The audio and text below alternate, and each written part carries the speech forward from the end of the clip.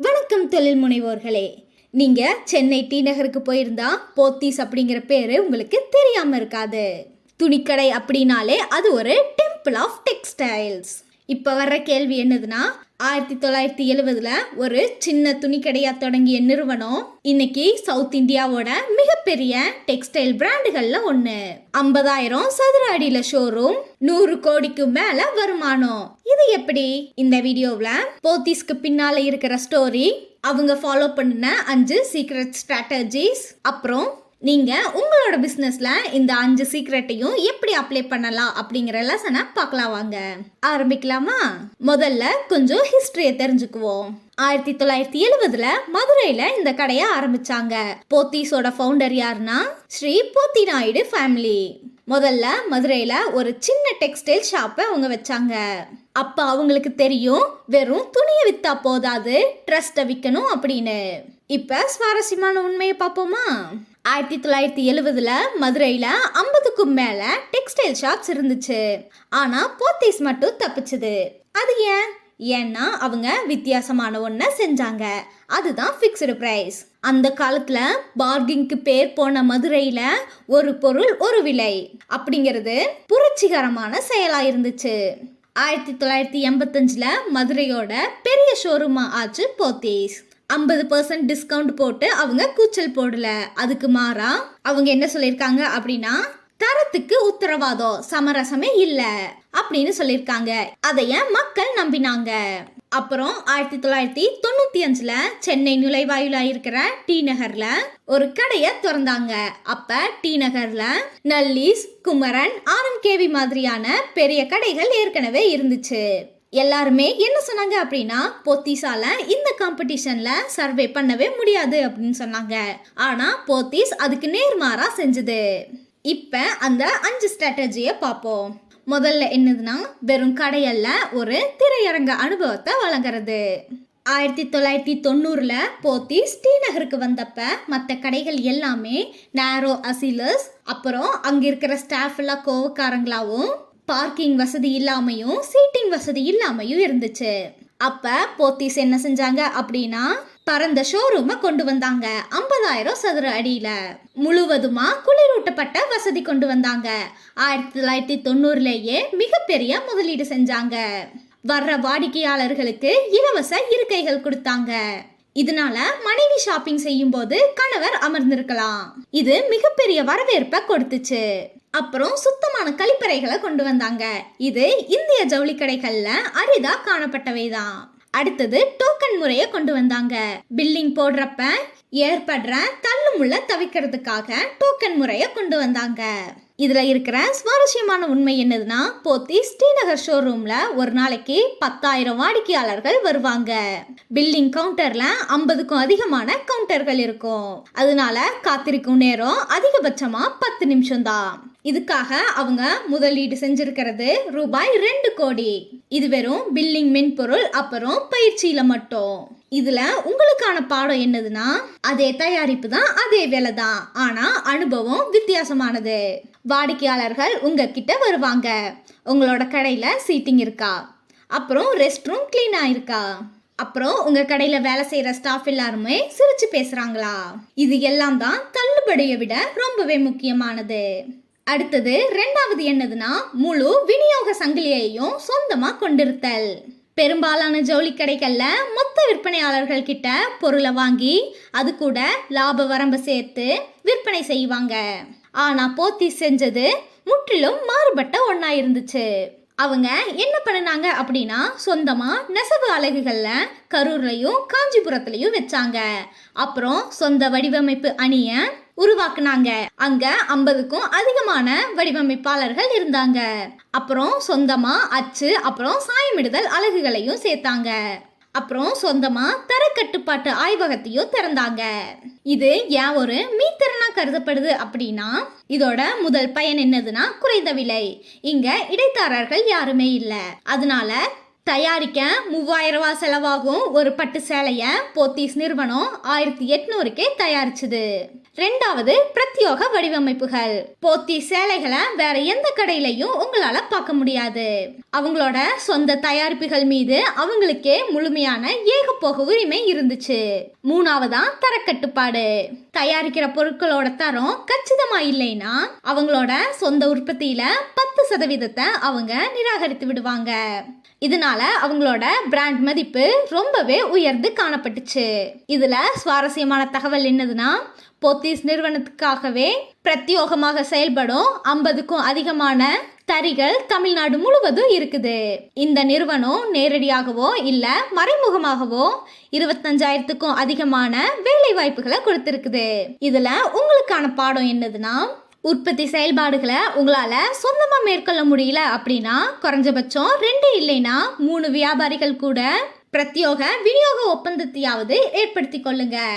மற்ற எல்லாரும் விற்கிறதையே நீங்களும் விற்காதீங்க, தனித்துவத்தை உருவாக்குங்க. அடுத்து மூணாவது என்னதுன்னா, திருவிழாக்களை சொந்தமாக்குங்க. போத்தீஸுக்கு தெரியும், தென்னிந்திய குடும்பங்கள் அவங்களோட வருடாந்திர ஜவுளிக்கு 80% வாங்குறப்ப தீபாவளி, பொங்கல், திருமண காலங்கள்ல என்ன செய்வாங்க அப்படின்னு. தீபாவளி பிரச்சாரமா போத்தீஸ் உங்கள் வீட்டு தீபாவளி அப்படின்னு தீபாவளிக்கு 45 நாளைக்கு முன்னாடியே விளம்பரம் செய்ய ஆரம்பிச்சிருவாங்க. டிவி, செய்தித்தாள்கள், ஆட்டோ ரிக்ஷா விளம்பரங்கள், பேருந்து நிலையங்கள் கூட. அதே மாதிரி பொங்கல் பிரச்சாரமா போத்தீஸ் புடவை பொங்கல் பரிசு அப்படின்னு அவங்க ஒரு கருத்தை உருவாக்குனாங்க. மகளுக்கு அல்லது சகோதரிக்கு போத்தீஸ் புடவை கொடுப்பது அன்பின் அடையாளம் அப்படின்னு உணர்ச்சியை சந்தைப்படுத்தினாங்க. அதுவே திருமண பிரச்சாரமா போத்தீஸ் மொத்த குடும்பத்துக்கும் ஒரே இடம் அப்படின்னு மணமகன், மணமகள், பெற்றோர், தாத்தா, பாட்டி அப்படின்னு எல்லாருக்குமே ஒரே நிறுத்தம். இதுல இருக்கிற சுவாரஸ்யமான தகவல் என்னதுன்னா, போத்தீஸ் நிறுவனம் விளம்பரத்துக்காக ஒரு வருஷத்துக்கு ரூபாய் 15-20 கோடி செலவிடுது. இது பல நுகர்வோர் பொருட்கள் பிராண்டுகள் செலவிடும் தொகையை விட அதிகம். ஆனா அதுக்கான பலன் என்னதுன்னா, தீபாவளி வாரத்துல ஒரே ஒரு நாள்ல விற்பனை மட்டும் ரூபாய் 5 கோடிக்கும் அதிகம். இதுல உங்களுக்கான பாடம் என்னதுன்னா, உங்களோட தொழில் எதுவா இருந்தாலும் அதுக்கேத்த விழா காலத்தை கண்டறியுங்க. நகை கடையா இருந்தா அச்சய திதி, எழுது பொருள் கடைக்கு பள்ளி திறக்கும் பருவம், உணவகத்துக்கு திருமண கால கேட்டரிங் சேவைகள், இந்த மாதிரி உங்களோட சந்தைப்படுத்துதல் பட்ஜெட்டை விற்பனை உச்சத்துல இருக்கும் 2 இல்லைன்னா 3 முக்கிய காலகட்டங்கள்ல குவியுங்க. அடுத்து 4வது என்னதுன்னா, கேள்விகள் கேட்காத திருப்பி அளிக்கும் கொள்கை. இது ஒரு சிறந்த யுக்தி. ஜவுளி வியாபாரத்துல ஒரு பொதுவான பிரச்சனை என்னதுன்னா, வாடிக்கையாளர்கள் புடவைய வாங்கி வீட்டுக்கு போயிடுவாங்க. அதுல குறைபாட்டை பாக்குறாங்க, திரும்பி வருவாங்க. கடைக்காரர் வந்து நீங்க தான் இதை சேதப்படுத்தினீங்க, நாங்க இல்ல அப்படின்னு சொல்லுவாங்க. போத்தீஸ் இதுக்கு நேர்மாறா செஞ்சது. 7 நாட்களுக்குள் திருப்பி தந்தா எந்த கேள்வியும் கேட்கப்படாது அப்படின்னு சொன்னாங்க. வாடிக்கையாளர்கள் தன் மனதை மாற்றிக்கொண்டால் கூட, ஒரு தடவை அணிஞ்சிருந்தா கூட அந்த ஜவுளிய திருப்பி தரலாம். 1995வது வருஷம் அவங்க இத முதல்ல அறிமுகப்படுத்தினப்ப எல்லாருமே என்ன சொன்னாங்க அப்படின்னா, திரும்ப வர்ற பொருட்களால நீங்க திவாலாக போறீங்க அப்படின்னு சொன்னாங்க. ஆனா என்ன நடந்துச்சு அப்படின்னா, திரும்பி வந்த பொருட்கள் எல்லாமே விற்பனையில வெறும் 2% மட்டும்தான். ஆனா வாடிக்கையாளர்களோட நம்பிக்கை 200% உயர்ந்துச்சு. வாய்மொழி பிரச்சாரம் பரவியது. போத்தீஸ்ல வாங்கினா நமக்கு நஷ்டம் இல்ல அப்படின்னு இதுவே ஒரு நம்பிக்கையா மாறுச்சு. இதுல இருக்கிற சுவாரஸ்யமான கதை என்னதுன்னா, இன்னைக்கு போத்தீஸ் சென்னையில மட்டும் ஒரு நாளைக்கு 500க்கும் அதிகமான ரீட்டைல்களை செயல்படுத்துது. வருமானத்துல ஒரு நாளைக்கு ரூபாய் 10 லட்சத்தை இழக்கிறாங்க. ஆனா அவங்களோட நம்பிக்கையின் மூலமா ரூபாய் 1 கோடி புதிய விற்பனையில பெறுகிறாங்க. இதுல உங்களுக்கான பாடம் என்னதுன்னா, நீங்க சின்ன பிசினஸா இருந்தாலும் பணம் திரும்ப உத்தரவாதம் கொடுங்க. அதனால வாடிக்கையாளர்களோட பயம் நீங்கும், உங்களுக்கு விற்பனை அதிகமாகும். 5% தவறாக பயன்படுத்தினாலும் மீதம் இருக்கிற 95% வாழ்க்கைக்கு விசுவாசமா மாறுது. அடுத்தது 5வது என்னதுன்னா, அசையா சொத்துக்களை சொந்தமாக்கி கொள்ளுங்க, வாடகைக்கு எடுக்காதீங்க. இதுதான் போத்தீஸோட மறைமுகமான செல்வ ரகசியம். பெரும்பாலான ஜவுளி கடைகள் அவங்களோட விற்பனையாங்களை வாடகைக்கு தான் எடுக்கிறாங்க. ஒவ்வொரு 3 வருஷத்துக்கும் ஒரு தடவை வாடகை உயருது. இது லாபத்தின் மீது அழுத்தத்தை ஏற்படுத்துது. 2000களோட தொடக்கத்திலேயே போத்தீஸ் நிறுவனம் நிலங்களையும் கட்டிடங்களையும் வாங்க தொடங்கிருச்சு. இன்னைக்கு நிலையில சென்னை டி நகர்ல சொந்த கட்டிடம், அதோட மதிப்பு ரூபாய் 200 கோடிக்கும் அதிகம். அடுத்து மதுரையிலையும் சொந்த கட்டிடம், கோவை, திருச்சி, சேலம், திருநெல்வேலி இந்த எல்லா இடத்துலயுமே சொந்த கட்டிடத்துல வச்சிருக்காங்க. அவங்களோட விற்பனையாகங்கள் வாயிலா மட்டுமே அவங்க ரூபாய் 600 கோடிக்கும் அதிகமான மதிப்பு இருக்கிற அசையா சொத்துக்களை வச்சிருக்காங்க. இதுல இருக்கிற சுவாரஸ்யமான தகவல் என்னதுன்னா 1995 வருஷத்துல இருந்து அவங்க டி நகர்ல சொந்த மதிப்பு 20 மடங்கு அதிகரிச்சுது. அவங்க வாடகை செலுத்துறது இல்ல, அதே மாதிரி வீட்டை காலி செய்யறத பத்தி அவங்க கவலைப்படுறது இல்ல. இதுல உங்களுக்கான பாடம் என்னதுன்னா, உங்களுக்கு லாபம் இருந்தா முதல்ல 5 வருஷத்துல அந்த பணத்தை சம்பளமா எடுத்துக்கோங்க. அதுக்கப்புறம் உங்களோட கடை கட்டிடத்தை வாங்குங்க. வியாபாரம் நஷ்டமடைந்தாலும் ரியல் எஸ்டேட் உங்களை காப்பாற்றும். போத்தீஸ் குடும்பத்தினர் இன்னைக்கு எல்லா கடையையும் வாங்கினாலும் நிலத்தின் மூலமாவே கோடீஸ்வரரா ஆகலாம். இப்ப அந்த 5 பாடத்தை சுருக்கமா பார்க்கலாம். முதல்ல தள்ளுபடியை விட அனுபவமே முக்கியம். வாகன நிறுத்துமிடம், இருக்கை வசதி, சுத்தமான கழிப்பறை, புன்னகைக்கும் பணியாளர்கள், இது எல்லாத்துக்குமே செலவு குறைவுதான், ஆனா பெரிய வாடிக்கையாளர் விசுவாசத்தை கொண்டு வரும். அடுத்து 2வது செங்குத்து ஒருங்கிணைப்பு. உங்களால உற்பத்தி செய்ய முடியாவிட்டாலும் ஒரு நல்ல விற்பனையாளர்கிட்ட பிரத்யோகமா ஒப்பந்தம் செய்யுங்க. அடுத்து 3வது பண்டிகை கவனம். வருஷம் முழுவதும் விளம்பரம் செய்யாதீங்க.